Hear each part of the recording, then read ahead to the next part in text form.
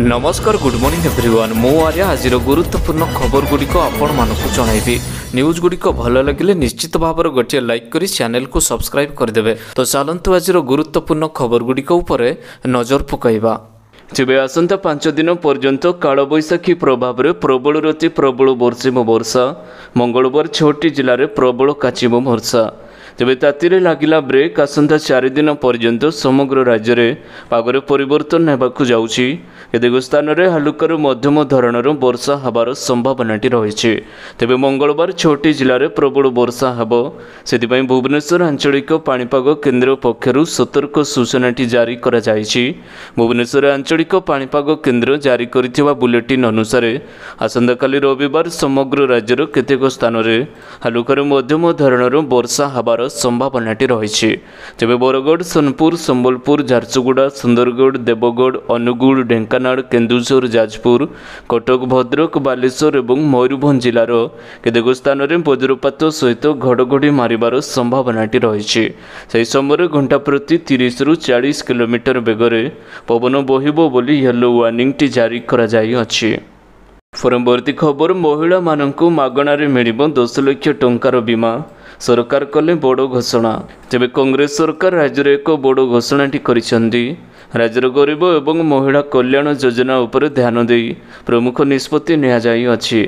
से क्षमता को आसिबा मात्रे महिला मानक पई मागणा बस यात्रा जगाई देबा व्यतीत सीएम आरोग्य श्री सीमा को 10 लाख टंका को वृद्धि करिसेंती। यापर गृहलक्ष्मी योजना जहाँकि 200 यूनिट पर्यंत मागणा विद्युत प्रदान करने सहित 500 टंकार गैस सिलिंडर जगाई देबा पई पदक्षेप नहीं अछि। परवर्ती खबर सरकार देउचंती 50,000 टंका एमिति करनियंतु आवेदन। तेबे भारत में गरीब श्रेणीर लोक मानक पई एक बड़ घोषणा करिसेंती। एही श्रेणीर लोक प्रायतः दिन में रास्ता कड़े छोटिया स्टॉलटे पकाई छोट मोट सामग्री बिक्री करिथांती।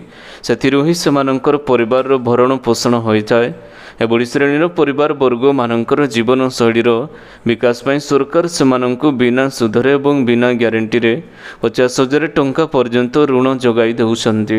एही योजना रे 10,000 रु 20,000 टंका पर्यंत ऋण जोगाई देउछंती सरकार, जहाद्वारा एही श्रेणीर परिवार वर्ग को अनेक लाभ मध्य मिलिबो। एही ऋण समय परिशोध कले संपृक्त व्यक्ति को बैंक 30,000 टंका पर्यंत ऋण पुनः जोगाई देउछि। परवर्ती खबर होली रे मिलिबो उपहार मागणार एलपीजी सिलिंडर देवे सरकार। तेबे एलपीजी गैस सिलिंडर को नहीं आसला एक बड़ खुशीर खबर। होली अवसर में सरकार मागणार देवे गैस सिलिंडर। जदि आपणक नाम पीएम उज्ज्वला योजना सहित जड़ित अछि तेबे आपण ही बड़ उपहारटी पाइबाकू जाउछंती, जहा एक बड़ खुशीर खबर परि रहिछि। होली अवसर में सरकार कोटी कोटी लोकंकु मागणा एलपीजी सिलिंडर बंटन करेंगे।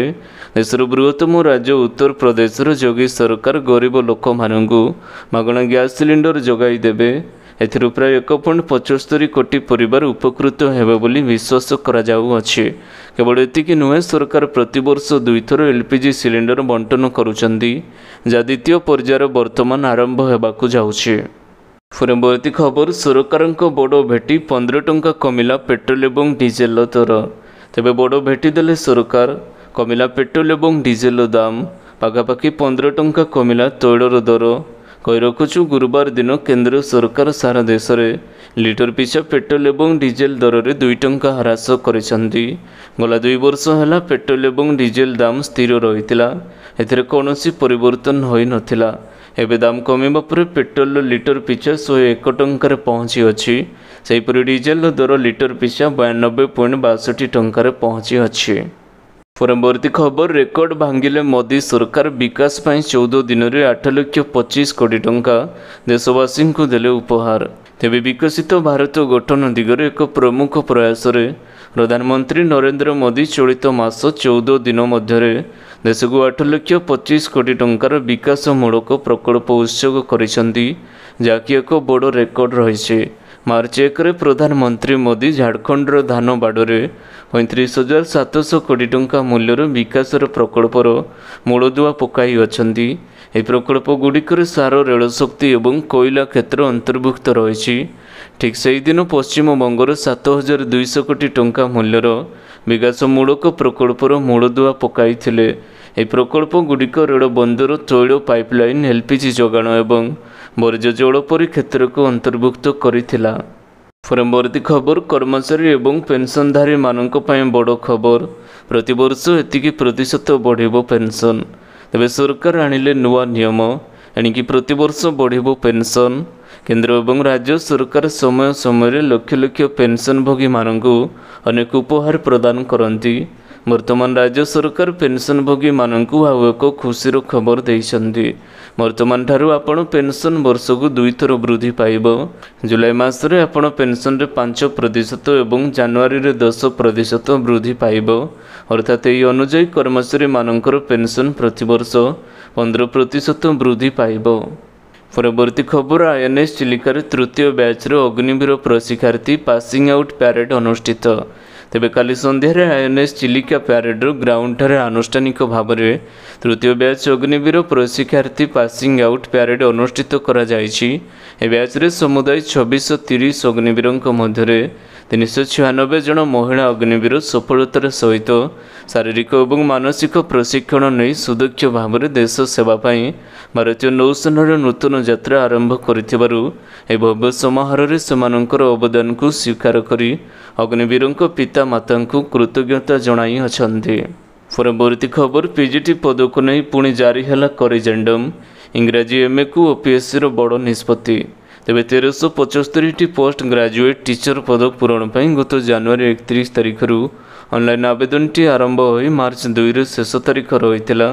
50ଟି ସରକାରୀ ଉଚ୍ଚ ମାଧ୍ୟମିକ ସ୍କୁଲ ଏବଂ 106ଟି ଅପଗ୍ରେଡେଡ୍ ଉଚ୍ଚ ମାଧ୍ୟମିକ ସ୍କୁଲରେ ଗଣଶିକ୍ଷା ବିଭାଗ ଅଧୀନରେ ଏହି ନିଯୁକ୍ତିଟି ଦିଆଯିବ।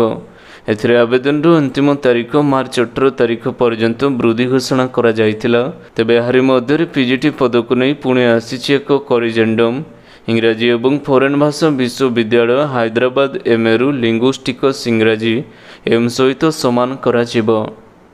ପରବର୍ତ୍ତୀ ଖବର, ରାଜ୍ୟର 20 ତାରିଖ ଯାଏଁ କାଳବୈଶାଖୀ ବର୍ଷା। ତେବେ ତାତିରେ ଲାଗିଛି ସମୟ ବ୍ରେକ୍। ନିମ୍ନଚାପରେଖା ପ୍ରଭାବରେ ରାଜ୍ୟର କିଛି ଜିଲ୍ଲାରେ କାଳବୈଶାଖୀ ବର୍ଷାର ସମ୍ଭାବନା ରହିଛି। ଓଡ଼ିଶା ମଧ୍ୟ ଦେଇ ପଶ୍ଚିମବଙ୍ଗରୁ ଉତ୍ତର ଆନ୍ଧ୍ରପ୍ରଦେଶ ପର୍ଯ୍ୟନ୍ତ ଏକ ଟ୍ରପ୍ ଲାଇନ୍ ସୃଷ୍ଟି ହୋଇଛି।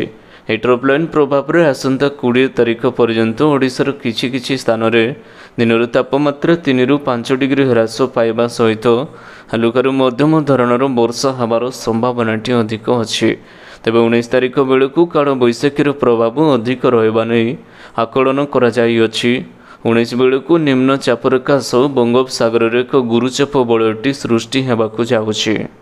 ପରବର୍ତ୍ତୀ ଖବର, ରାଜ୍ୟ କ୍ୟାବିନେଟ୍ର ବୈଠକ, 14ଟି ପ୍ରସ୍ତାବରେ ମୋହର ମାରିଲେ ମୁଖ୍ୟମନ୍ତ୍ରୀ। ତେବେ ନିର୍ବାଚନ ଯେତେ ପାଖେଇ ଆସୁଛି ରାଜନୈତିକ ମହଲ ସେତେ ସରଗମ ହେବାରେ ଲାଗିଛି। କାଲି ଅପରାହ୍ନ 3ଟାରେ ଘୋଷଣା ହେଲା ଲୋକସଭା ଏବଂ କିଛି ରାଜ୍ୟର ବିଧାନସଭାର ନିର୍ବାଚନ ତାରିଖ। ନିର୍ବାଚନ କମିଶନର ଓଡ଼ିଆ ବିଧାନସଭା ନିର୍ବାଚନ ନେଇକି କରିଛନ୍ତି ଏକ ବଡ଼ ଘୋଷଣା। ଆଜି ଚଳିତ ସରକାର ଶେଷ କ୍ୟାବିନେଟ୍ ହୋଇଛି। ମୁଖ୍ୟମନ୍ତ୍ରୀ ନବୀନ ପଟ୍ଟନାୟକଙ୍କ ଅଧ୍ୟକ୍ଷତାର ପୂର୍ବାହ୍ନ 11ଟାରେ କ୍ୟାବିନେଟ୍ ବୈଠକଟି ଆରମ୍ଭ କରାଯାଇଥିଲା। 14ଟି ପ୍ରସ୍ତାବରେ ମୋହର ମାରିଛନ୍ତି ମୁଖ୍ୟମନ୍ତ୍ରୀ ନବୀନ ପଟ୍ଟନାୟକ। ପରବର୍ତ୍ତୀ ଖବର, ନିର୍ବାଚନ ପୂର୍ବରୁ ବଡ଼ ଭେଟି, ଏହି କର୍ମଚାରୀଙ୍କ ବଢ଼ିଲା 17% ଦରମା। ତେବେ କେନ୍ଦ୍ର ସରକାରୀ କର୍ମଚାରୀମାନଙ୍କ ମହଙ୍ଗା ଭତ୍ତାରେ 4% ବୃଦ୍ଧି ପରେ ବର୍ତ୍ତମାନ ଦେଶରେ ବୃହତ୍ତମ ବୀମା କମ୍ପାନୀ କର୍ମଚାରୀମାନେ ମଧ୍ୟ ନିର୍ବାଚନ ପୂର୍ବରୁ ବଡ଼ ଉପହାରଟି ପାଇଛନ୍ତି। ଲୋକସଭା ନିର୍ବାଚନ ତାରିଖ ଘୋଷଣା ହେବାର ଠିକ୍ ପୂର୍ବରୁ କେନ୍ଦ୍ର ସରକାର ବୀମା କମ୍ପାନୀ LIC କର୍ମଚାରୀମାନଙ୍କ ବେତନକୁ 17% ବୃଦ୍ଧି କରିବାକୁ ମଞ୍ଜୁର ଦେଇଛନ୍ତି। ଏହା ପୂର୍ବରୁ ସରକାର ସାଧାରଣ ଲୋକଙ୍କୁ ପେଟ୍ରୋଲ ଏବଂ ଡିଜେଲର ମୂଲ୍ୟର ଲିଟର ପିଛା 2 ଟଙ୍କା ହ୍ରାସ କରିବା ଏବଂ LPG ସିଲିଣ୍ଡର ଉପରେ ସବସିଡି ଦେବା ଭଳି ଘୋଷଣା ମଧ୍ୟ କରିଛନ୍ତି। ପରବର୍ତ୍ତୀ ଖବର, ବଢ଼ୁଛି PM ସୂର୍ଯ୍ୟଘର ଯୋଜନାର ଲୋକପ୍ରିୟତା। 1 ଜଣ ଲୋକ ପଞ୍ଜୀକରଣ କରିଛନ୍ତି। ତେବେ ବଢ଼ୁଛି PM ସୂର୍ଯ୍ୟଘର ମାଗଣା ବିଜୁଳି ଯୋଜନାର ଲୋକପ୍ରିୟତା। 1 ମାସ ମଧ୍ୟରେ ପଞ୍ଜୀକରଣ କଲେଣି 1,00,000ରୁ ଅଧିକ ପରିବାର।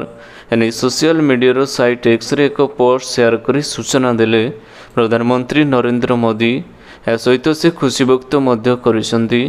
ଆପଣଙ୍କୁ ଜଣାଇବା ପାଇଁ ଚାହିଁବୁ ଯେ ଫେବୃଆରୀ 15 ତାରିଖରେ ପ୍ରଧାନମନ୍ତ୍ରୀ ଏହି ଯୋଜନାର ଶୁଭାରମ୍ଭ କରିଛନ୍ତି।